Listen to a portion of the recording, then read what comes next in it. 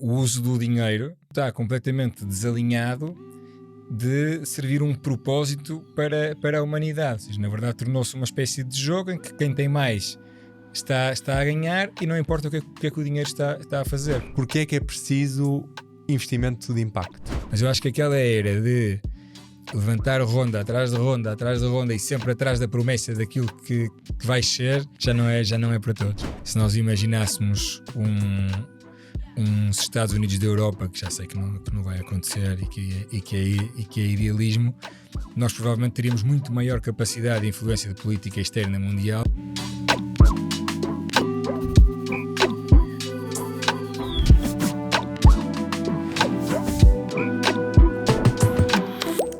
Qual é que é a diferença entre um Venture Studio como a Laika, um Venture Capital ou um Angel Investor?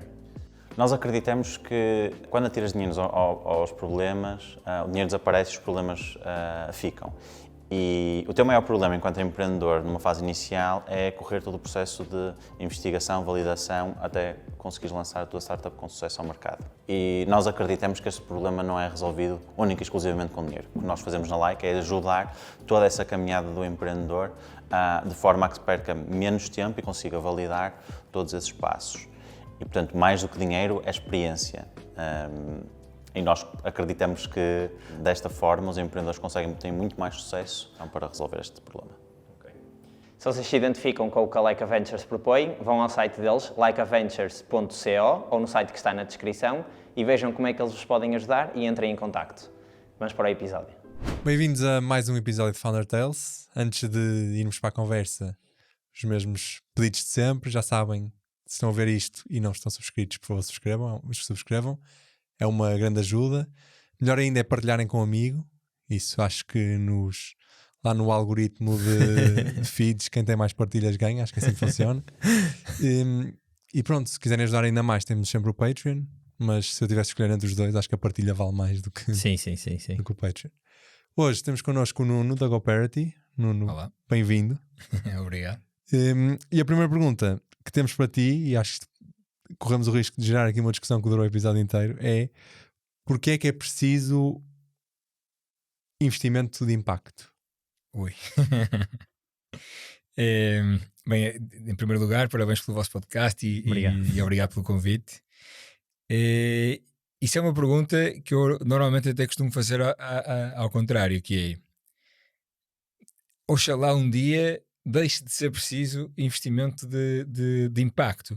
Normalmente até costumo usar isso mais no quadro das finanças éticas, né? Quando falas em finanças éticas ou em banca ética, só o facto de ter que existir banca ética, assim, estás automaticamente a categorizar o resto como não ético, né? Portanto, é realmente preocupante. No caso das finanças de impacto, é porque nós sabemos, né, que vivemos num contexto, e agora parece que estamos até um bocadinho em retrocesso, né, em que o uso do dinheiro, que como mecanismo, digamos, ou como solução, foi criado para resolver uma necessidade, neste momento está completamente desalinhado de servir um propósito para a humanidade. Ou seja, na verdade tornou-se uma espécie de jogo em que quem tem mais está a ganhar e não importa o que é que o dinheiro está a fazer. Portanto, a necessidade das finanças de impacto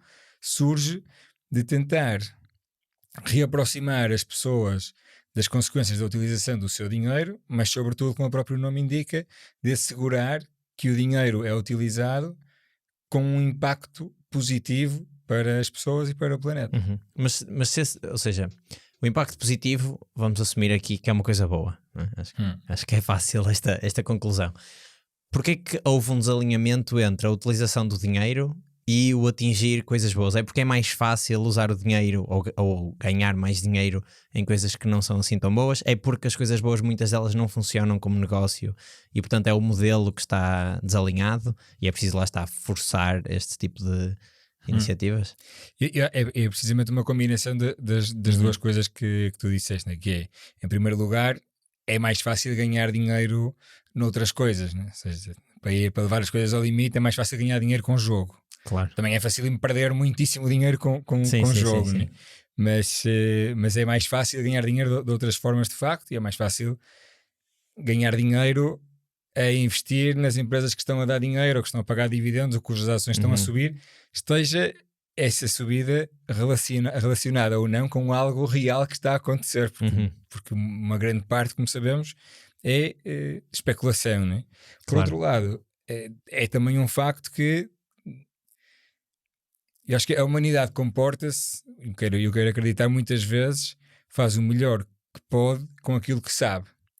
E nós também não sabíamos, enquanto todo este modelo económico se foi desenvolvendo, nós não tínhamos plena consciência dos impactos que estava a ter aquilo que fazíamos. Não sabíamos das alterações climáticas. Foi nos anos 60 que se começou a ouvir falar, mas foi nos anos 90 que se estabeleceu a relação causa-consequência com a atividade humana. Se calhar não dávamos tanta importância à perda da biodiversidade e era ok ter como troféu uma pele de leão na sala a decorar, e até era a coisa mais valorizada, né? Uma pele de leão a decorar o estúdio. Portanto, por um lado, não fazíamos, se calhar, o modelo permitiu-se que o modelo crescesse assim, digamos, porque não sabíamos dos impactos que tinha. Hoje em dia é muito mais grave, porque nós não conseguimos mudar, porque os interesses instalados são tão grandes que não se consegue, que há uma inércia monumental, né? Por outro lado, também é um facto que a sustentabilidade exige que as pessoas tenham a capacidade de pensar a longo prazo. Pois. E nós vivemos num sistema em que o incentivo é o curto prazo, e nós próprios na GoParity tivemos isto e sentimos isto, e no fundo quase que até beneficiamos disto, que é quando nos aparece um projeto que diz: eu tenho um projeto que é, não sei, por exemplo, uma coisa que normalmente tem um retorno rápido, um projeto de eficiência energética, de troca de iluminação. É uma coisa básica. Hoje em dia já ninguém pensa trocar da iluminação fluorescente para lâmpadas LED, é um no-brainer, né? E nós ficamos todos contentes. Ótimo, isto é um projeto com um retorno rápido, nós vamos conseguir obter o financiamento muito rápido. Quando aparece uma coisa que é um investimento a 5 anos ou a 7 anos, o projeto pode ser espetacular e até se calhar no limite, não vou dizer salvar vidas para não ser exagerado, mas pode, não sei, trazer eletricidade a pessoas em vilas onde não havia eletricidade, mas como é uma coisa de mais longo prazo, nós também sabemos que vamos demorar mais tempo a financiar. Então, acho que é uma combinação de vários fatores.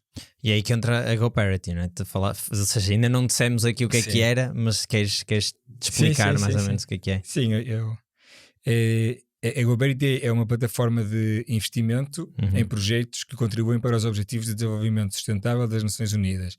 Ou seja, basicamente aquilo que a GoParity faz é dar a qualquer cidadão ou empresa a possibilidade de investir em projetos que tenham o tal impacto positivo à sua escolha. Ou seja, eu como investidor da GoParity posso investir a partir de 10 euros no projeto que eu quiser. Posso ter, obviamente depende dos projetos que estão disponíveis na plataforma para cada momento, né? O que nós vamos fazendo é analisando projetos, verificando as condições, os números, o risco do negócio, estas coisas, e depois colocar com uma certa rentabilidade na nossa plataforma. Mas no fundo é como uma alternativa a uma aplicação bancária de curto prazo ou de médio prazo ou de longo prazo, na qual eu sei o que é que o meu dinheiro está a fazer. Ou seja, posso escolher financiar painéis solares numa fábrica de sapatos em Portugal, como posso escolher financiar agricultura regenerativa na Colômbia, ou uma série de projetos. Temos muita coisa também de turismo, economia do mar. Assim, dos projetos que tens neste momento ativos na plataforma, qual é o que te deixa mais orgulhoso? É sempre difícil escolher um projeto favorito. Nós temos, por exemplo, há uma empresa portuguesa que se chama Oceano Fresco, que são uma empresa de aquacultura, como é que se chama? De ameijoas. Ok. E eles têm acho que o empreendedor foi bastante visionário e ambicioso também ao criar a empresa. E ele pensou: eu não vou só comprar, não faço ideia como é que se chamam os bebés de ameijo, devem ser embriões, não faço ideia como é que se chamam, e depois fazê-los crescer num sítio de aquacultura. Eles fizeram um investimento que eu creio que já vai em sei que já vai em mais de 20 milhões de euros total, e foram-se levantando sempre capital de investidores institucionais e rondas já com uma dimensão muito grande, sempre acompanhado de algum investimento via GoParity.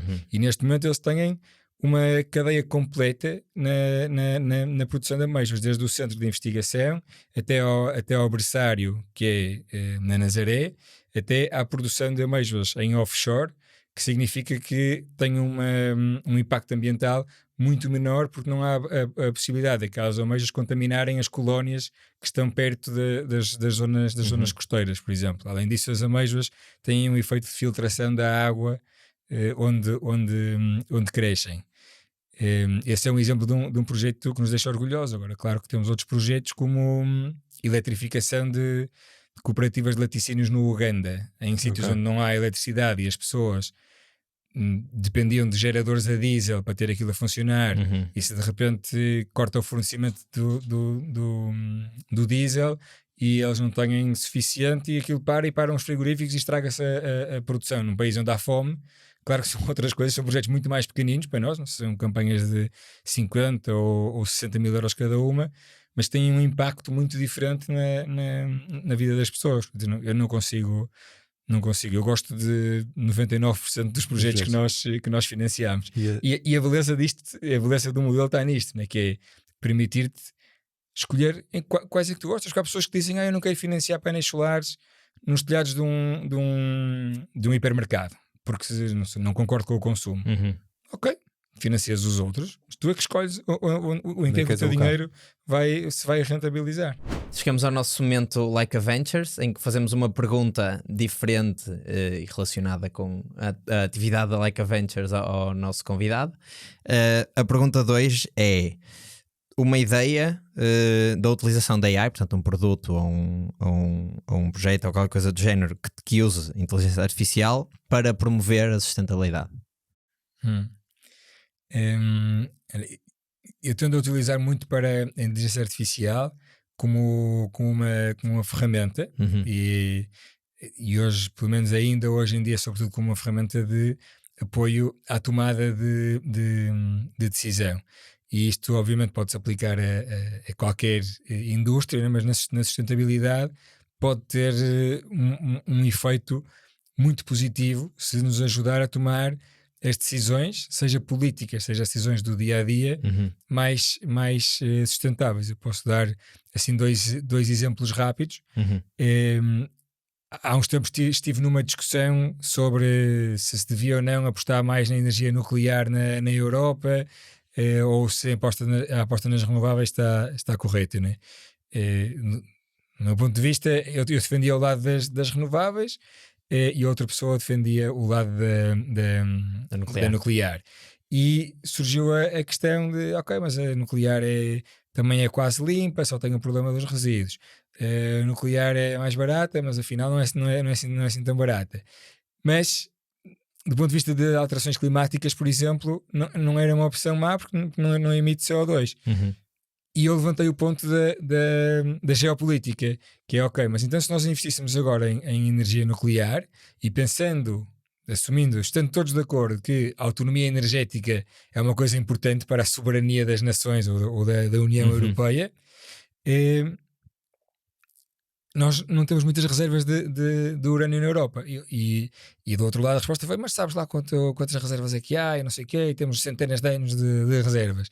Ok, então vamos deixar o ChatGPT decidir. Desempatar. E portanto, fizemos um prompt, e com isto chegamos à conclusão que se nós quiséssemos satisfazer metade das necessidades energéticas da Europa só com base em energia nuclear, nós só temos reservas para satisfazer 100 anos deste consumo. Portanto, ao fim de 100 anos estaríamos outra vez com um problema de dependência externa quanto às nossas fontes de combustível.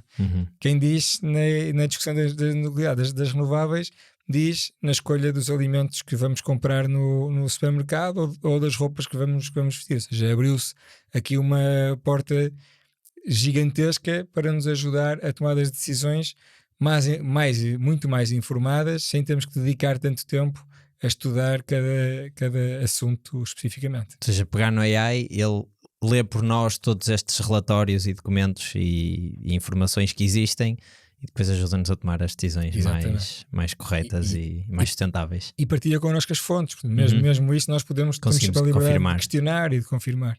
Ok, fixe.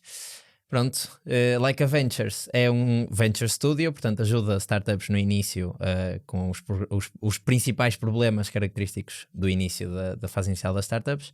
Portanto, se isto vos disse alguma coisa, vão ao site deles, ou ao site que está na descrição, ou que está a aparecer agora neste momento, e vejam como é que eles vos podem ajudar e entrem em contacto. Quais é que são os requisitos para, por exemplo, eu tenho um projeto, falas em projetos, ou seja, não é só empresas. Eu posso, como tu disseste, estou a supor que eu posso, dentro da minha empresa, lá está, eu quero colocar painéis solares e portanto eu financio só essa ação de colocar os painéis solares. Quais é que são os requisitos que eu tenho de passar para vocês colocarem os projetos na plataforma? Porque tu falaste que faziam seleção. Estou a supor que um básico é tocar num dos pontos dos Objetivos de Desenvolvimento Sustentável. E depois qual é que é a análise que vocês fazem a esses projetos? Ou deixam o risco todo para o investidor final, entre aspas? Sim. Pronto, primeiro um disclaimer. Isto são empréstimos de capital. Sempre empréstimos? Sim, nós só trabalhamos com empréstimos e são empréstimos de capital em risco. Portanto, o que nós utilizamos é uma série de medidas como tomada de garantias ou mesmo garantias pessoais ou garantias de imobilizado, podem ser imóveis, podem ser máquinas. O princípio básico, começando por outro lado, é nós só emprestamos a empresas e o uso do dinheiro é aquilo que faz cair ou não dentro de um projeto elegível para a GoParity. Ou seja, tu até podes ser uma fábrica de sapatos, que não tem porquê de ser uma coisa sustentável, mas se estiveres a pedir dinheiro para instalar painéis solares, então o uso do dinheiro é para a produção de energia solar e, portanto, contribui para os Objetivos de Desenvolvimento Sustentável. Claro que temos limites que já são no-go e as zonas cinzentas são discutidas internamente. Que é, por exemplo, nós já tivemos pedidos de energia solar para um aviário e nós pensamos, isto pode ser complicado, mas falámos com o promotor e perguntamos, olha, mostra-nos o vosso plano de sustentabilidade, qual é o roadmap que têm, compromisso com bem-estar animal, o número de horas que estes pássaros passam no solo, por exemplo, e não tinham respostas para nada disto. Então, quando o próprio promotor não tem respostas para isto, nós também não podemos só fechar os olhos e fingir que não sabemos que ali em baixo estão passarinhos que desde que nascem até que morrem nem sequer tocaram o chão. Então, pronto, isso é um exemplo de um projeto que nós já não fazemos. Quando passa este crivo da elegibilidade, de que pode ou não, o passo seguinte é a análise de risco. E nós fazemos uma análise que nós chamamos uma triple due diligence, que é os números da empresa, os números do projeto e a análise de impacto, que é a validação de qual é o impacto que aquele projeto vai ter e se os benefícios ultrapassam claramente os potenciais impactos negativos que aquele projeto possa criar. Sabendo que o projeto está, digamos, em condições de ser financiado, porque os números da empresa são bons e a parte financeira é basicamente o mesmo tipo de análise que faria um banco. Sim. Okay. Nesse caso, de cada análise resulta uma banda de risco. A banda de risco da GoParity vai de A a E e nós não financiamos menos do que C. Então, se entendemos que é um projeto muito arriscado, não colocamos na plataforma. E depois vem tipicamente, como eu estava a dizer no início, com garantias associadas. Ou seja, de base, qualquer equipamento comprado com o financiamento da GoParity é dado como colateral do empréstimo. Isto faz com que nós sejamos considerados crédito sénior com prioridade sobre outros credores para aqueles equipamentos. Ou seja, para dar um exemplo, voltando à fábrica de sapatos que põe painéis solares, nós ficamos com um penhor dos painéis solares, das estruturas e dos inversores, que são os equipamentos mais caros dentro de uma instalação solar. Se aquela fábrica for à falência, o dinheiro que é feito na venda daqueles equipamentos é usado para pagar os nossos investidores primeiro. E só se sobrar é que se pode utilizar esse dinheiro para pagar a outros credores. Ok. Também já tivemos casos, porque já tivemos Ou seja, algumas empresas. Deixa-me só trocar isto por miúdos. Portanto, imagina que nesse projeto da fábrica de sapatos que estão a pôr os painéis solares, entretanto a fábrica abre falência antes de acabar o prazo de repagamento da dívida, não é? Exato. E eles, ao vender o material que tem algum valor, vocês estão no topo da lista dos fornecedores e, portanto, as primeiras dívidas a serem pagas são as vossas. São as nossas. E só depois a seguir é que, se sobrar dinheiro das vendas dos materiais, é que vão pagando as outras dívidas que faltam. Okay. Como é que isto... É exatamente isso. Como é que vocês comunicam isto aos investidores? Ou seja, há algum tipo de money back guarantee ou qualquer coisa do género? Nós não podemos falar em money back guarantee porque ela não o é de facto. Imagina, o equipamento, imagina que isto depois pode acontecer numa altura em que o equipamento já perdeu valor ou não tem valor, e nós nem sequer sabemos quanto é que vai ser, né? Porque imagina, tens equipamentos que podem amortizar a 15 anos e o empréstimo ser a 5. Mas depois o que vai ditar o valor do equipamento é o valor a que o conseguires vender de facto naquela situação.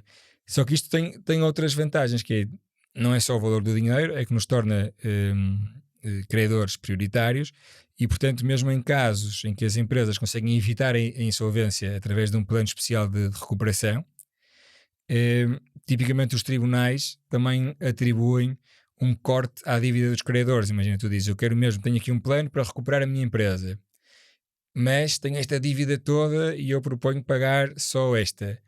E se forem dívidas que estão garantidas, que é o caso da GoParity, tipicamente os tribunais não permitem que se corte. Já tivemos casos em que a GoParity ficou com 100% da dívida reconhecida, um banco ficou com 100% da dívida reconhecida porque tinha o penhor de um imóvel, mas o resto dos credores levaram um corte de 70% na dívida que tinham. Portanto, há várias vantagens em utilizar este modelo, sendo que não é o único. Também já tivemos garantias dos sócios, outros tipos de garantias mais convencionais, tipo os avais pessoais, assim. Não adoramos, eu pessoalmente então não sou nada fã disso, mas quando as empresas estão numa situação em que não há outra forma de fazer e o sócio acredita mesmo e está disponível para isso, temos que fazer. Não deixa de ser um instrumento financeiro, não é? Claro. Tem de funcionar. E do ponto de vista de impacto, vocês conseguem medir o que é que já conseguiram, ou seja, métricas não tanto financeiras, mais de impacto? Sim, há dois lados na medição de impacto, né, que é a estimativa e a monitorização. A estimativa nós fazemos sempre de seis ou 7 indicadores principais, que são energia limpa produzida, as toneladas de CO2 evitadas, o número de pessoas impactadas, comunidades empoderadas, hectares de biodiversidade em terra ou mar geridos sustentavelmente. Depois também medimos fatores como a igualdade de género, por exemplo, seja o número de mulheres em posições de liderança nas empresas que financiamos. E isso nós temos tudo muito bem quantificado, ou seja, nós sabemos que nós evitamos mais de 25 mil toneladas de CO2 que são evitadas por ano, sabemos que já impactamos positivamente quase 100 mil pessoas, mas depois a monitorização disto obviamente é muito mais complicada. Há coisas em que é bastante, como é que se diz, accurate em português, preciso, como por exemplo a energia. Ou seja, se tu estimares quanto é que vais produzir em energia solar, primeiro a estimativa é sempre muito próxima, porque a variabilidade ao longo de um ano, de um dia para o outro, é enorme, mas ao longo de um ano a coisa sai bastante certa. Por outro lado, todos os sistemas têm sistemas de monitorização e tal, e portanto é muito fácil de confirmar.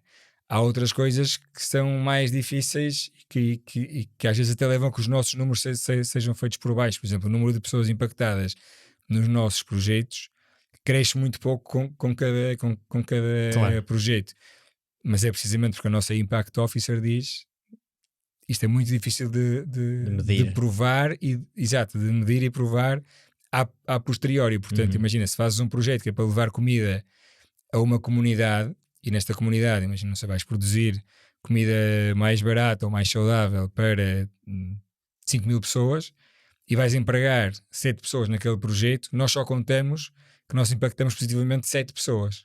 São as 7 pessoas em que nós geramos emprego decente ao acordo como está definido nos Objetivos de Desenvolvimento Sustentável. E, portanto, os 5 mil beneficiários, digamos, Claro, não entram nas nossas contas.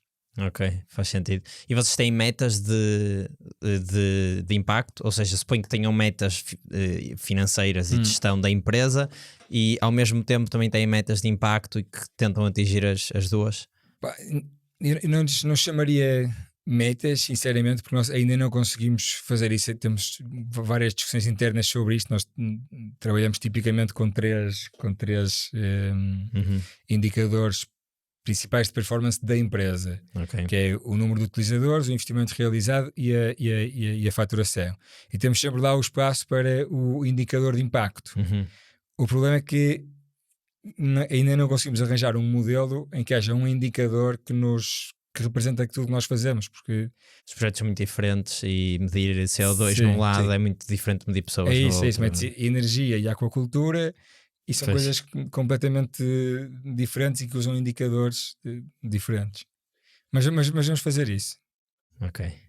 Eu tenho uma pergunta que está de certa forma relacionada com isto, mas mais de um ponto de vista de acquisition, ou seja, quão fácil é para vocês neste momento? Ou seja, têm de ir atrás dos projetos ou é uma coisa que eles vão caindo, vão... A verdade é que nós temos muita coisa que vem por word of mouth. Sinceramente, chegam-nos imensos projetos por causa de, não sei, porque saímos nas notícias ou porque há alguém, tipo, para dar outra vez o exemplo da aquacultura, é uma empresa de aquacultura em que trabalhou connosco e correu bem, depois passam a palavra muito rápido e de repente aparecem. Nós hoje em dia em aquacultura já fizemos amêijoas, mexilhões, robalo, dourada. Sabes aquela coisa que és português e cresceste a ouvir falar do potencial do mar e que nunca mais acontecia. Nós agora já fazemos parte da conversão nesta coisa de aproveitar o potencial do mar. Mas também fazemos algum outbound. Fazemos algum outbound digital. Não é o que corre melhor, porque saem muitas coisas que às vezes que não caem. Nós temos que melhorar também aí o sistema de aquisição, a filtragem antes da intervenção humana tem que melhorar e estamos a trabalhar nisso.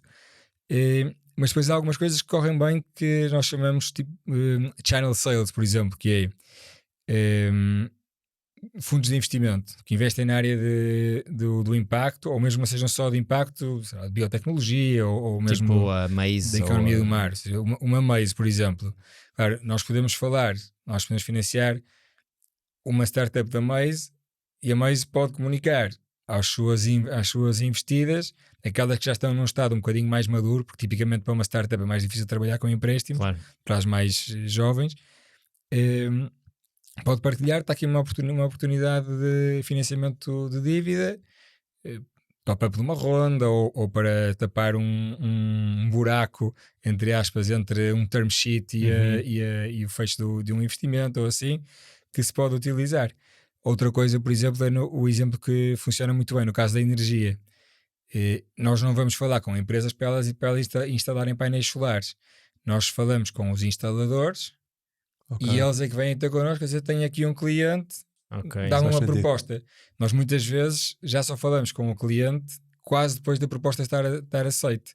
Porque o instalador é que diz, olha, está aqui, não sei o quê, e nós, então, a informação, aqui vem a proposta preliminar, ele gostou, então, balanço, demonstração de resultados, com certificados não dívida, não sei, essas coisas todas, chega tudo, está tudo em ordem, então agora reunião com o cliente, proposta final, assinatura de contrato. Quase como se fossem os intermediários, porque eles têm a ganhar na prática, não é? Que eles são os primeiros interessados em que os seus clientes tenham financiamento para eles comprarem os painéis solares. Claro.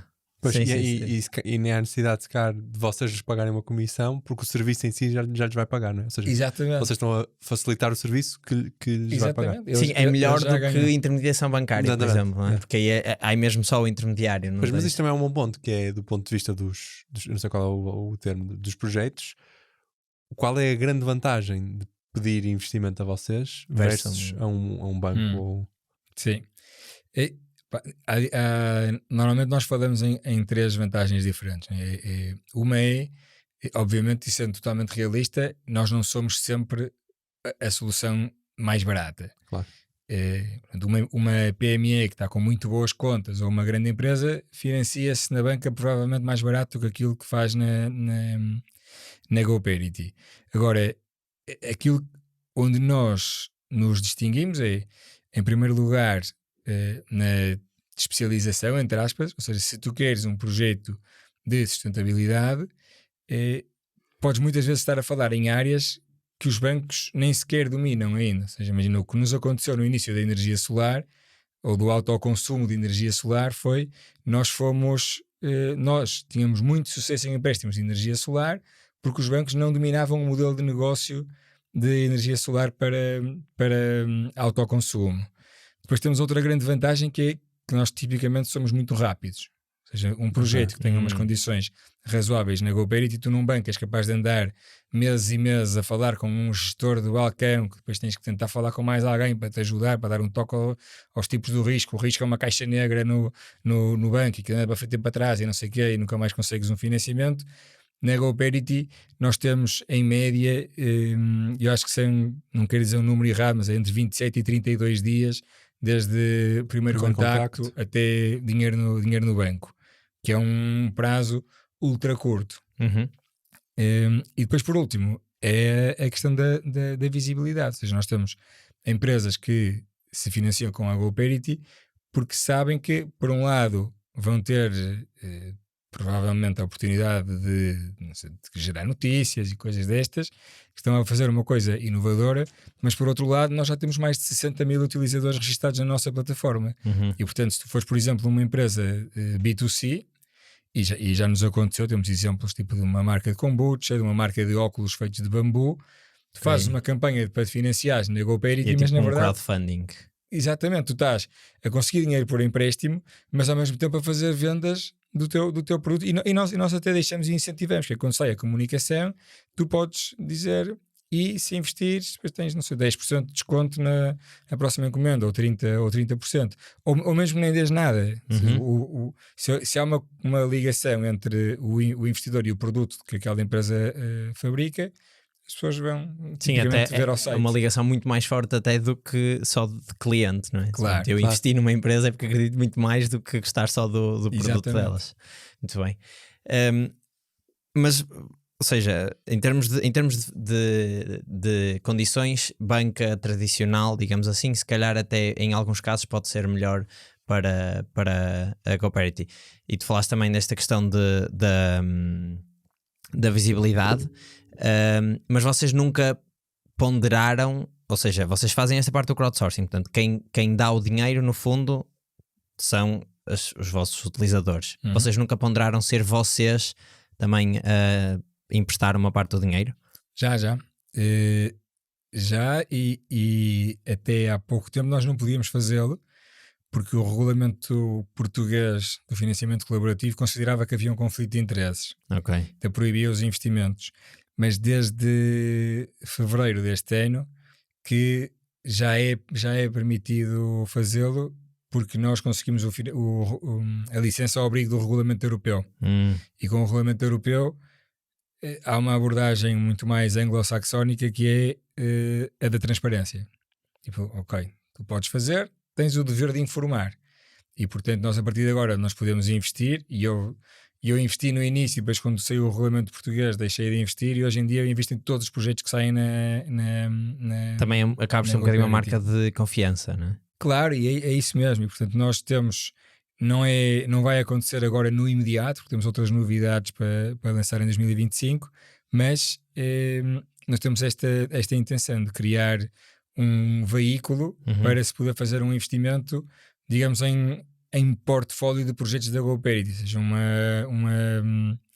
um mecanismo para investir em todos os projetos da GoParity da forma mais diversificada possível, mas para também ter sempre o skin in the game, não é? Pois, exato. E investimento contra a equity em vez de ser por empréstimo? Podemos fazer. Seria fácil ter a licença porque é exatamente o mesmo regulamento, portanto no fundo seria só pedir autorização para abrir o nosso âmbito de atividade, o que não deveria ser difícil. Nesta altura não é a nossa prioridade. Já pensámos, chegou a estar em plano de negócios, decidimos dar outras prioridades a outras features. Sim. E não quer dizer que não venhamos a fazer, não sei se vai ser em 26 ou 27 ou 28, se calhar sim, mas eu acho que os nossos utilizadores gostavam, mas nós temos poucos casos em que as empresas nos pedem para fazerem equity. Temos alguns, mas temos, Isso mas temos poucos. Estou errado, mas dos exemplos que tu deste não parece que os projetos sejam de empresas com tipo, um potencial de escalabilidade altíssimo, portanto Não, a equity fica menos interessante. Uma Oceano Fresco, como o exemplo que eu dei, essa se calhar sim, porque já fazem rondas, faziam um bocadinho com a crowd e podia fazer sentido. Mas também te vou dizer, quer dizer, nós já utilizamos crowdfunding de equity para nos financiarmos a nós próprios.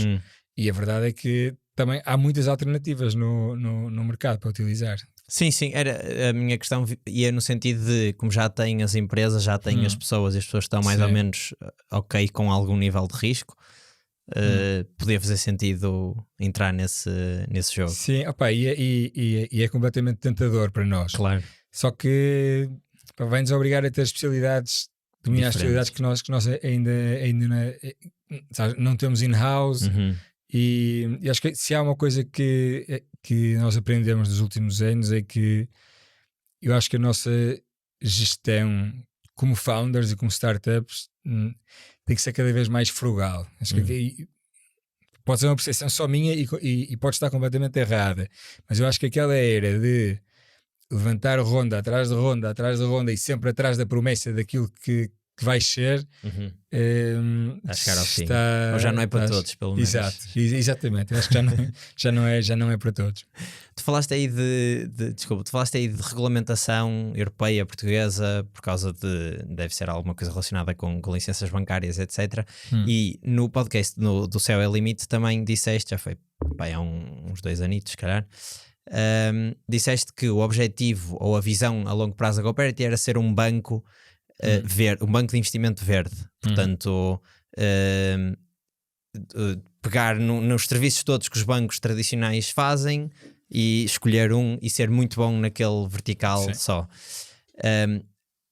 É fácil toda essa questão de repente vocês se tornarem um banco? O que é que isso significa? Em termos de regulamentação, vocês são efetivamente um banco? Ou há uma maneira de ir à volta disso e de ser mais rápido e mais fácil?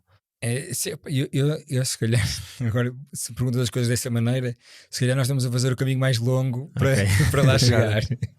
Porque uma licença bancária é realmente muito exigente e ultra regulada. E parte da beleza do mundo das fintechs é esta, né? Que é que tu podes ir agarrar só um bocadinho e agora já fazes isto, né? E nós já fazemos o investimento por empréstimo, e para isto temos um regulamento europeu que não deixa de ser pesado e que tem cada vez mais exigência, mas que pronto, mesmo assim não é mesmo como uma licença bancária. E agora iremos dar outro passo, e aí já é através de um modelo de intermediação financeira, portanto também não é ainda uma licença bancária, e depois tens a opção white label, né? Que é que tu não precisas de ser um banco, podes chegar a um acordo com um banco que te fornece só a licença e o backbone, digamos, da licença bancária, e depois tu operares. E isso, com o incremento da regulação que tem havido e da fiscalização, e que vem sempre atrás de casos de como é que se chama? Não é de insucesso, mas não sei se a palavra é insucesso, mas de más histórias que acontecem no setor, tem havido cada vez mais aperto de regulação, e portanto também está cada vez mais difícil conseguir trabalhar no formato white label. Portanto, enquanto a visão da GoParity não mudou, de querermos que a GoParity seja um banco de investimento verde, a verdade é que não vai acontecer tão rápido como nós pensávamos, e por isso é que vamos por este caminho, se calhar um bocadinho mais longo, para trazer novas formas de investir verde, com segurança e com boas rentabilidades, mas sempre alinhado com esta visão da sustentabilidade. Eu acho que a Revolut, quando começou, fazia isso. Portanto, eles tinham um banco por trás e eram quase só um front-end em frente a esse banco. Mas o que é que uma licença bancária vos permitiria fazer que vocês não conseguem fazer agora, e que querem, não é? ou que seria interessante? Sim, permitir-nos-ia desde logo utilizar o dinheiro que está parado nas contas das pessoas. Okay. Ou seja, imagina, hoje em dia a GoParity não escolhe nada do que acontece com o teu dinheiro numa conta da GoParity. Tu, como utilizador da GoParity, crias uma conta, que é uma conta de dinheiro eletrónico. É como se fosse um porta-moedas. Como se fosse um PayPal. Exato. É como se fosse um PayPal e transferes para lá dinheiro. E depois esse dinheiro tu vais escolhendo, eu quero investir 100 aqui, 200 aqui, 50 aqui, e recebes os juros lá. Depois tu podes, como utilizador, ativar o auto-investimento, quer dizer, sempre que eu tiver dinheiro na conta, quero que investas X% nos projetos que cumprem os teus critérios. Isto é uma funcionalidade que até é gira, porque imagina, eu posso escolher, quero investir em tudo que pagar mais de 5% a menos de 8 anos e em energia solar. E a plataforma investe automaticamente por ti e sim o teu dinheiro está sempre a trabalhar. E acontece aquele fenómeno dos juros compostos, né? Que é, se tu investires capital e juros que recebes, depois a tua rentabilidade, que pode estar a investir em projetos de média de 6%, às tantas vais ter uma rentabilidade de 9% ao fim de 9% ao ano, ao fim de X anos, porque estiveste sempre a reinvestir o dinheiro que foste ganhando. E isto acontece por vontade do investidor, se o investidor o ativar. Se isso não acontecer, que era o que eu estava a dizer no início, o dinheiro está só parado na tua conta, enquanto que num banco, aliás, isso é parte da raiz do problema, sim, né? Que é, o teu dinheiro está numa conta bancária e o banco está a utilizar o teu dinheiro para financiar coisas que tu não sabes quais são e que podes até não concordar, só não gostar dos eles têm de ter 10% do depósito que eu fizer lá, não é? Por lei. Não sei se é só, eu acho que isso aumentou já. Não sei se havia uns rastros de liquidez maiores depois daquelas crises de recentes. Sim, daquelas corridas a levantamento, não é? Agora acho que a mais recente foi assim a do Silicon Valley Bank, que foi isso que aconteceu. Sim, agora do ano passado, não foi? Sim, o ano passado, há 10 anos. Foi uma ótima maneira de introduzir o tema que estás mortinho por falar, não é? Mais ou menos. Não estou a afirmar, não estou a perguntar. O elefante na sala do dia. Não, por isso, isto, pronto, nós estávamos a falar em off que era de. Nós até agora falamos investimento, impacto, sustentabilidade, etc. E parece que houve na maior economia do mundo um retrocesso nesse sentido, né? Muitas das políticas de AI acabaram ou vão acabar, as próprias empresas já estão a precaver. Antes disso, vimos agora a Meta, o Facebook, a cancelar tudo que era fact-checking e toda a moderação nesse sentido, e mesmo as políticas próprias de AI, portanto, Diversity, Equity and Inclusion, portanto, no fundo são políticas que eu acho que está muito relacionado com recrutamento, mas há de estar há de abranger outras áreas da empresa, mas portanto para manter cotas e etc, principalmente em empresas cotadas. Acho que não estou a dizer asneiras, deve ser mais ou menos isso. Mas não só, sustentabilidade ecológica também. Portanto, Donald Trump não é o maior amigo do Acordo de Paris e muito menos de que quer que seja que apoie a sustentabilidade. Ainda agora na questão da Groenlândia ele disse que vão drill holes em todo lado que der. E tu achas que essa onda de anti-sustentabilidade e até se calhar um bocadinho à boleia também de... Não sei se raiva é a melhor palavra, mas de saturação das pessoas face a climáximos e etc. Achas que isso vai invadir este lado do Atlântico e eventualmente os outros países e portanto pôr toda esta conversa de sustentabilidade numa situação muito difícil? Eu gostava muito que não, mas eu acho que já está a acontecer. Ok, vocês sentem isso? Nós, nos nossos utilizadores não, ou seja, eu acho que o risco deste discurso se tornar mainstream é real, obviamente, e é real e está a acontecer cada vez mais. Não acho que é uma coisa que vai acontecer com quem já tinha preocupações de sustentabilidade. Não vai trocar de camisola agora, ou seja, porque não é por causa do Trump dizer que as alterações climáticas não existem ou dizer coisas como Drill Baby Drill, que as pessoas que olhavam com preocupação para o resto do planeta vão deixar de olhar, né? Portanto, isso eu não acho que não haja esse risco. Acho que há aquela grande massa da população no meio que de facto está, por um lado, pode estar cansada do discurso, pode estar cansada de se ter exagerado em algumas, não vou negar, em algumas coisas de. Eu nem digo de clima, porque eu acho que o clima nós não estamos a exagerar. Eu acho que nós já passamos mesmo o tipping point e ainda nem sequer nos demos conta, porque as coisas demoram a acontecer e porque não consegues estabelecer uma relação causa-consequência direita. Sim, não consegues ver, não consegues. Tu dás uma aceleradela no teu carro e tu não vês o clima a piorar, não é? Ou a água a subir, porque se isso acontecesse, tudo seria muito mais fácil. Claro. Agora tens essa massa que, por um lado, não estabelece essa relação e que, por outro lado, vive num sistema que lhe serviu perfeitamente até hoje. E portanto não é muito mais fácil para ti, se tu não sabes, ou se estás na dúvida, ou se tens só que escolher, não tendo um impacto imediato em ti, na tua saúde, um impacto visível na saúde dos teus filhos, escolheres a saída fácil.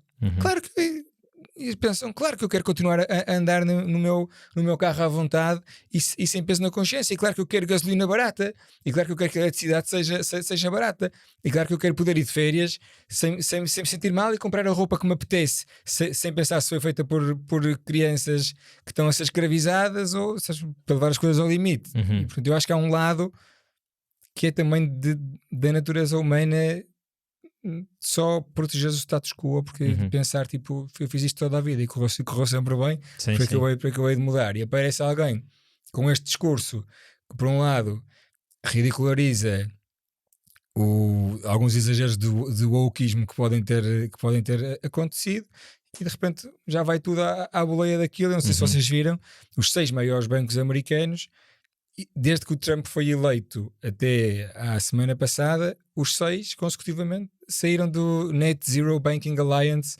das Nações Unidas. Havia uma carta global de compromissos de bancos que já tinha sido acusada de greenwashing, porque já todos sabemos que era greenwashing, é que os bancos continuam a financiar os maiores poluidores mundiais. E agora foi só tipo, ok, o panorama político vai mudar, escusamos continuar a fingir. E saíram todos. Mas, pois, eu acho que aí é onde pode haver efetivamente mais impacto. Eu percebo que as pessoas que já tinham essa preocupação mantenham a preocupação, e as pessoas que não tinham essa preocupação, pronto, também já não vão ter, está tudo ok. Mas quando temos os 6 maiores bancos, as maiores plataformas de social media, não só a acabar com esse tipo de projetos, como também depois dentro das plataformas o próprio discurso relacionado com isso pode ser afetado. Não sei se vai ser ou não, mas pode ser afetado.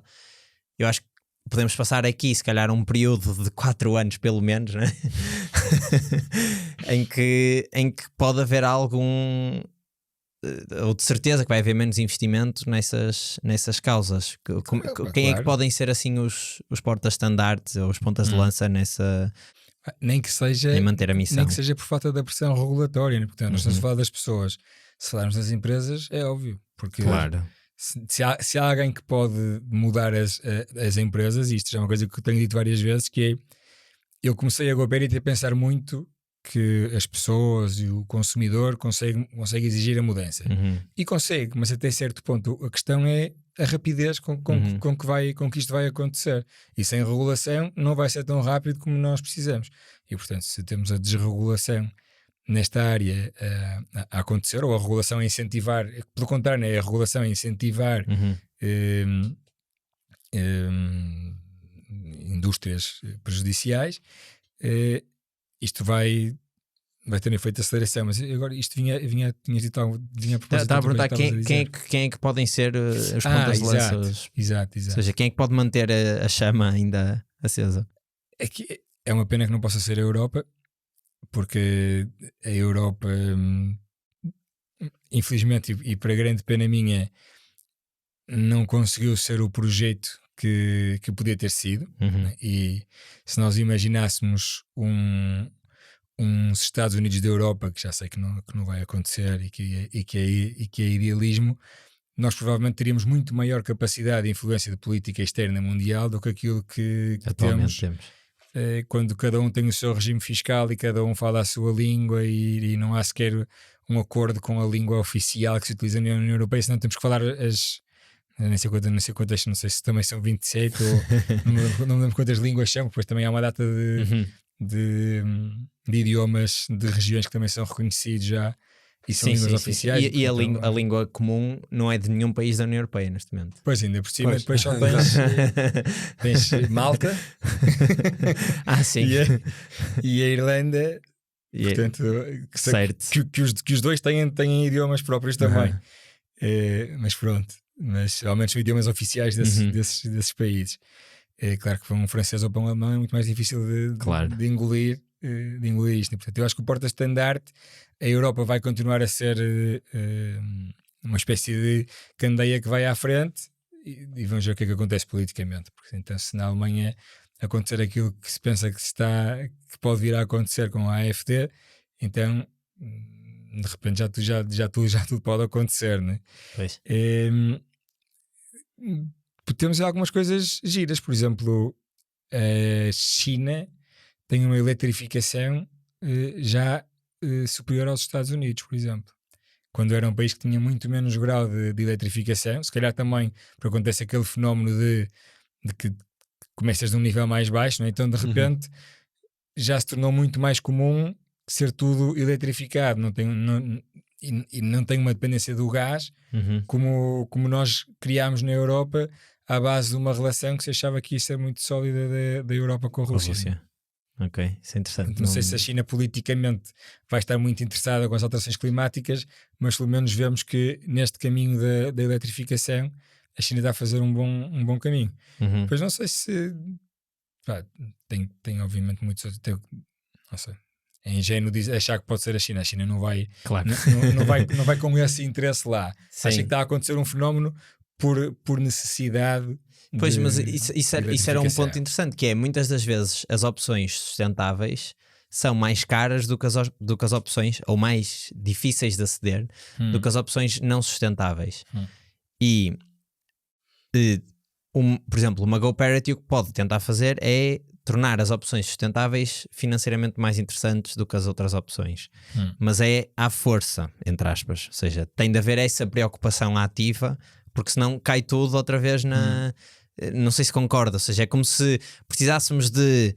A roda está a rodar num sentido e precisamos agora de forçá-la a rodar no outro, que é para de repente as opções sustentáveis serem mais interessantes. Porque há muita gente que não tem essa preocupação, até porque vai ser mais caro ou vai ser mais inconveniente, não é? E eu agora não poder usar o meu carro, ou ter de mudar para um carro elétrico é mais caro, vou ter de despender mais agora no início para comprar o carro. É chato porque os carros têm menos autonomia e não sei, não consigo carregar em casa e não sei o quê. Concordas que é preciso, se calhar, inverter o sentido até a sustentabilidade ser a opção mais barata e a opção mais... Sim. Ou achas que nunca vai acontecer e vai ter de haver sempre uma mão de fora? Eu concordo que vai acontecer, nem que seja por necessidade. Tens um exemplo muito claro, é o caso das energias renováveis, que começaram de facto com uma necessidade grande de incentivos financeiros, de apoios de Estado e tal, para lançar os primeiros projetos de eólicas, os primeiros projetos de energia solar e tal. Mas pouco a pouco foi-se realmente deixando de precisar de apoios e de financiamento e de subsídios para estes projetos terem um case study. Hoje em dia tu produzes eletricidade com energia solar mais barato do que produzes com carvão ou com energia nuclear ou com gás natural, com a fonte que tu quiseres, que quiseres comparar, com a vantagem que isto é real. Isto é verdade na tua própria casa e é verdade numa grande central. Portanto, aí tens um exemplo ótimo de que isto, quando sabemos que é o caminho certo, não tem mal nenhum em haver uma mão que venha influenciar, porque ela sabe que há uma razão para fazer isto.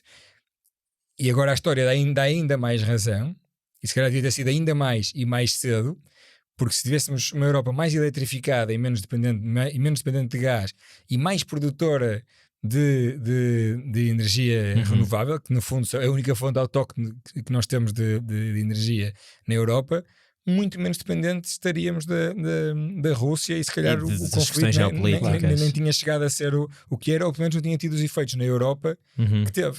Principalmente na Alemanha, não é? Principalmente nem países como a Alemanha, claro. Exatamente. Por falar em energias renováveis, vou aproveitar isso para fazer aqui a ponto. Tu trabalhaste na EDP antes de fundares a GoParity, se calhar antes até de outras coisas que fizeste antes da GoParity. E faço a ponto para contares, assim, brevemente, como é que decidiste fundar a GoParity em 2017, se não me engano. Sim. Mas eu saí da EDP em 2014, creio. Ainda houve aí 3 anos de integro. Mas a EDP foi o teu primeiro trabalho? Não. Infelizmente sou muito mais velho do que isso. Não, eu quando acabei a universidade estive a trabalhar na SGS, que é uma multinacional suíça de certificações e controles de qualidade e tal, e percebi que não era para aquilo que eu queria ir. Acabei por tentar entrar num programa de mestrado em Barcelona e não consegui entrar, porque não consegui bolsa, não tinha dinheiro para pagar, e assim à última hora consegui um estágio não remunerado no Parlamento Europeu em Bruxelas. Tinha muita vontade de voltar a ir embora. Eu tinha vivido no Brasil um ano, o meu último ano de faculdade. E tinha muita vontade de voltar a sair de Portugal, e então fui para lá para Bruxelas e não fazia a mínima ideia de como é que aquilo funcionava, não percebia nada de instituições europeias, mesmo política pouco sabia, não estava nada metido. Depois tive a sorte que até me dei mais ou menos bem lá, e quando acabou o meu estágio, quando eu já estava já não tenho dinheiro, não tenho trabalho, isto é um drama, sabes? Imagina, tinha algumas poupanças, eu trabalhava à noite cá no Porto, punha música, cheguei a ter um bar numa discoteca que se chamava Estado Novo, e que era muito famosa pelos jantares de Natal. Era tipo o melhor dia do ano, era o dia dos jantares, era os fins de semana dos jantares de Natal das empresas. E de repente já tinha queimado as minhas poupanças todas, e o Cavaco Silva ganhou as eleições quando ele se tornou Presidente da República. Portanto, estamos a falar de 2006. E levou 2 pessoas que trabalhavam lá em Bruxelas para o PSD para a Casa da Presidência. Então abriram vagas e os deputados que estavam lá decidiram contratar pessoas que dominassem áreas que não eram as áreas de especialidade deles. E como eu tinha a sorte de estar a acompanhar as comissões do Ambiente e da Energia, convidaram para ficar lá. Portanto, o meu primeiro emprego a sério, eu diria, foi como assessor no Parlamento Europeu. Depois acabei por ir, quase no final do mandato, demiti-me para ir fazer um mochilão. Estive na América do Sul também quase um ano a viajar com a minha companheira, não sei como é que se diz em Portugal quando vives com alguém e tens 3 filhos mas não é casado, mas não és casado. Pronto, depois voltámos para a Europa, era pico da crise de 2008. Comecei a estudar, aí sim ainda tinha algumas poupanças, a minha mãe também me ajudou felizmente nessa altura, e depois comecei a trabalhar numa consultora de financiamentos europeus. E ao final de um ano é que apareceu uma possibilidade de ir para a EDP. E já era ao contrário, depois de estar há 5 anos a viver fora de Portugal, eu já tinha aquela coisa que nós temos todos como portugueses, né? Que é Portugal é que é, e queremos voltar para casa e tal. E eu tinha a EDP muito idealizada nessa altura, porque quando estava do lado do Parlamento Europeu e falavas com as utilities, a EDP era claramente a mais progressista. Na Europa ou em Portugal? Não, da Europa. Okay, na EDP foi a primeira a apostar em renováveis. Até tinha comprado a 4ª maior empresa de renováveis dos Estados Unidos. Portanto, era assim, era uma... Mas achas que foi por necessidade? Ou seja, nós não temos petróleo, não temos gás, temos de dirigir de alguma forma? Eu sinceramente, eu acho que são 2 personagens que depois saíram muito mal, porque nestes meandros, infelizmente, estas coisas acontecem, mas acho que foi o Sócrates. Teve mérito aí. Teve mérito, sim. O Sócrates teve mérito em muitas coisas. Foi uma pena ao resto, certo. Porque de facto, ainda hoje, os efeitos do Simplex do Sócrates nós sentimos todos os dias. E vocês não vivem em Espanha, eu não sei se já experimentaram, mas se vocês tentarem fazer uma declaração de IRS em Espanha, que é o IRPF, e em Portugal não tem nada a ver uma coisa com a outra. Imagina, a Hacienda em Espanha, que é as finanças, é um site horrível, uma UX de facto dificílima, tudo complicadíssimo. Em Portugal, não, estas coisas de facto melhoraram muito. E as renováveis foi outro exemplo de uma coisa em que o Sócrates de facto foi visionário, pode ter sido muito bem assessorado. Tínhamos gente muito boa cá em Portugal que também não tinha que estar ligada ao PSD, como o do Carlos Pimenta, por exemplo, que tinha sido secretário de Estado, que super precursor das energias renováveis, e Portugal de facto fez um caminho muito cedo, e a EDP navegou essa onda, e o António Mexia estava alinhado, e portanto a EDP estava muito bem cotada na Europa nessa altura, porque comparavas com uma Endesa, com uma Gás Natural Fenosa, com uma Total, com uma Eni, ou seja, todas era petróleo, gás ou energia nuclear. E portanto, pronto, eu quis voltar para Portugal, voltei naquela altura para a EDP. No início estive a trabalhar em grandes projetos de hidroelétricas, e comecei a perceber um bocadinho mais sobre os impactos que tinham as hidroelétricas localmente, sendo que continua a ser uma fonte de energia muito, muito limpa, mas também tem impacto. Sim, por causa das albufeiras, não é? Sim, por causa das albufeiras. E depois acabei por mudar para a parte de uma divisão na holding, que era de relações com stakeholders, em que o que eu fazia era mais ou menos a auscultação de políticos, tanto no Parlamento Nacional como no Parlamento Europeu ou na Comissão. Era uma espécie Europeia. De lobbying. Era um lobby do lado transparente. Disfarçado, exato. Sim, não era disfarçado porque era transparente. Sim, exato. Era, sim, só não era esse o nome que dávamos. Era se o lobbying fosse legal, assim. era. Sim. Em Bruxelas tu podes ir ao Parlamento Europeu com um cartão de lobbyista e entras lá e a gente sabe que, ok, este gajo vem cá, faz parte desta ONG ou desta associação empresarial ou desta empresa, este tipo veio cá para defender estes interesses. Isso é uma das coisas giras no Parlamento Europeu, que é que tu, imagina, eu estava lá quando se discutiu o primeiro plano de ação climática da União Europeia, que era o 20-20-20, que era 20% renováveis, reduzir 20% as emissões e 20% menos de consumo de energia. Eu tanto falava com os lobistas das utilities, como falava com a Greenpeace ou com a WWF. E a mesma coisa com as diretivas para os químicos. E esse tipo de coisa é espetacular, porque o Parlamento Europeu é uma espécie de universidade aberta, sabes? Em que tu tens imenso conhecimento, vão lá os melhores especialistas de tudo falar, e como experiência é muito giro. Mas depois, a certa altura na EDP, quando já estava nesta posição, tinha um bocadinho o bicho do empreendedorismo, da coisa do coletivo, das pessoas se poderem unir para fazer coisas boas acontecer. E depois houve ali um momento chave, uma vez num discurso de almoço de Natal, que foi quando Estado Novo. Não foi no Estado Novo. Se calhar se fosse no Estado Novo, que eu nem sequer passava pela cabeça. Em que de facto, pronto, a EDP é uma empresa desse ponto de vista espetacular, e acho que a EDP continua a ser bastante progressista e defensora da eficiência energética e das renováveis e tal, mas estávamos ali numa espécie de posição de privilégio, que não era a posição em que eu queria estar. Eu queria estar do outro lado a remar para fazer as coisas mudarem. Portanto decidi sair, e pronto, foi quando eu comecei a Copérnico, que é uma cooperativa de energias renováveis que ainda existe. Mas como é que isso funciona? Ou seja, juntaste malta para investir em projetos de... Sim, mais ou menos. Imagina, a Copérnico é uma cooperativa, ou seja, qualquer pessoa pode ser parte da Copérnico, tem que comprar 3 títulos, que são como se fossem ações, são os títulos, nas cooperativas chamam-se títulos, e o que a Copérnico faz é produzir energia, só produz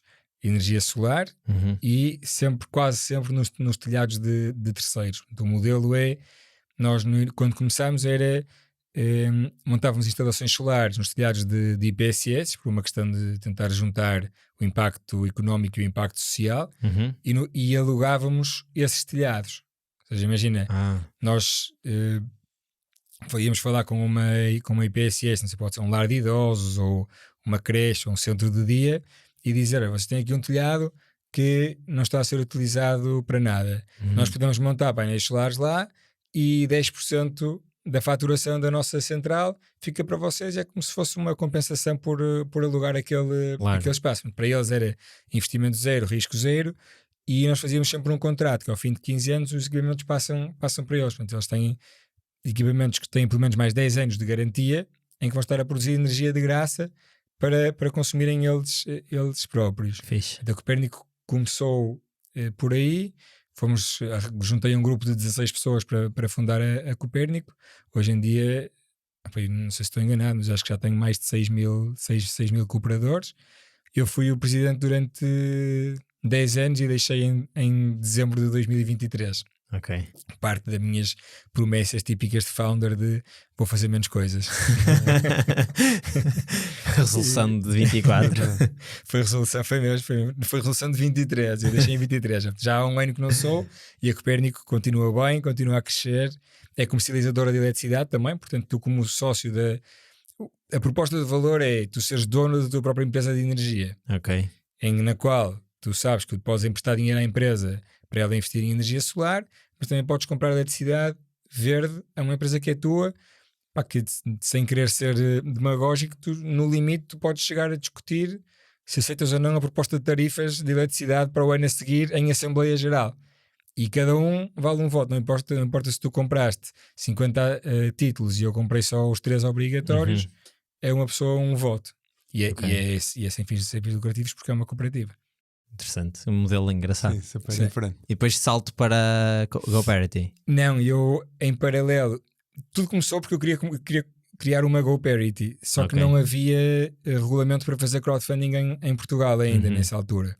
Então nós começamos a fazer uma espécie de MVPs, eu com mais 3 amigos consegui convencer a minha madrasta a alugar-me um telhado num hotel rural em Tavira.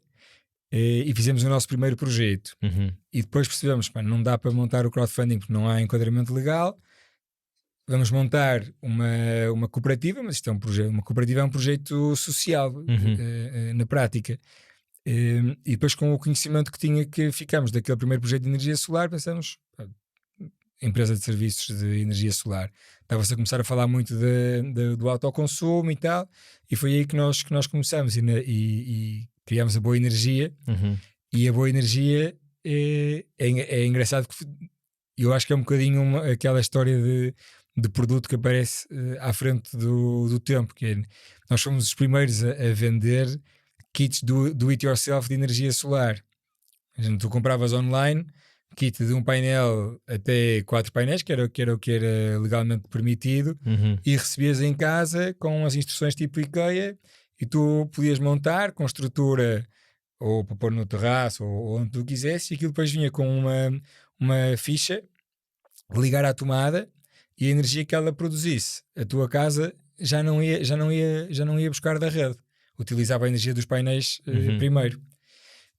Só que não pegou. Era a minha primeira empresa, ninguém sabia o que era o autoconsumo ainda. Depois começámos a perceber que aquilo, como acontece também com muitos outros produtos, é muito mais difícil, ou melhor, é quase tão difícil vender B2C como B2B, e B2B dá-te muito mais volume. Então nós também rapidamente acabámos por mudar para os clientes comerciais e industriais, até que em 2017 saiu o novo regulamento de financiamento colaborativo em Portugal. E foi aí que eu tive uma conversa com os meus sócios daquela altura a dizer, pessoal, é para isto que eu me quis tornar empreendedor, eu quero montar esta plataforma, só que havia um problema, que era um problema de conflitos de interesse, que é, se nós fôssemos donos de uma empresa de serviços energéticos e donos de uma plataforma que quer financiar empresas de serviços energéticos, as outras não se iam querer financiar connosco, nem querer partilhar deal flow deles, porque corriam o risco que estavam a entregar a um concorrente o seu deal flow, né? Então, nessa altura, depois chegámos a um acordo, e eles quiseram ficar com quiseram manter os serviços energéticos, eles ficaram com a Boa Energia ainda existe, felizmente, e eu arranjei novos co-founders para começar a GoParity. Muito fixe. É essa a história. Espetacular. Acho que podemos acabar por aqui. Acho que sim. Foi Tenho pena, bom porque final. estava super interessante, mas acho que sim. Então, Ok.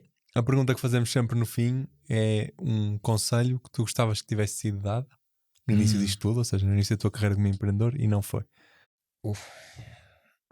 Há muitos conselhos, ou seja, claro, nós fazemos muitas asneiras, né? Já todos sabemos, isto é um bocado clichê falar disso no ecossistema, porque todos sabemos as asneiras que fazemos. Se calhar, qual foi a maior dessas asneiras? Se ajudar. Pá, sim. Eu acho que há uma coisa na mesma linha de uma coisa que eu já disse, que é, eu acho que é muito importante tentarmos bootstrap o maior tempo possível.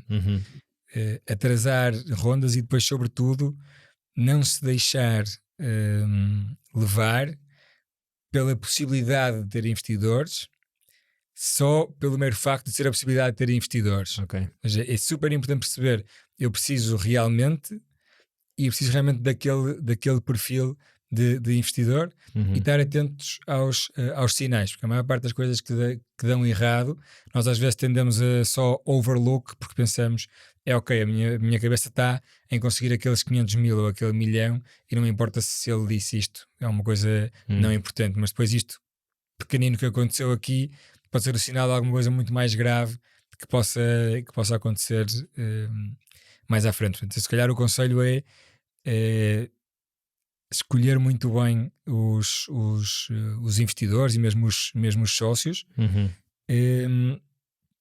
Mas também há outra coisa super importante, que é falar com outros empreendedores. Há sempre alguém que já passou por aquilo que estás a passar, que tem outro ponto de vista, e que te vai partilhar, pode ser certo ou errado, mas vai-te partilhar de forma não interessada. Não quer investir na tua empresa, não te está a cobrar, está só a fazer isto porque eu acho que entre todos nós temos que ter este sentido de comunidade e de entreajuda. Ou seja, não é só dinheiro pelo dinheiro na primeira, não é? E partilha as dores com os outros empreendedores. Sim. Pronto, acho que ficamos por aqui. Muito obrigado, Nuno. Acho que foi uma conversa super fixe. Pá, eu tinha aqui mais 10 ou 20 perguntas. Acho que não temos tempo, vamos ter de marcar aqui uma round 2. Porque já fui eu que falei demais. Desculpem.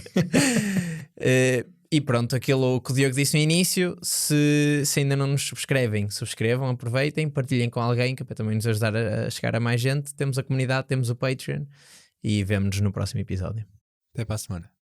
Adeus.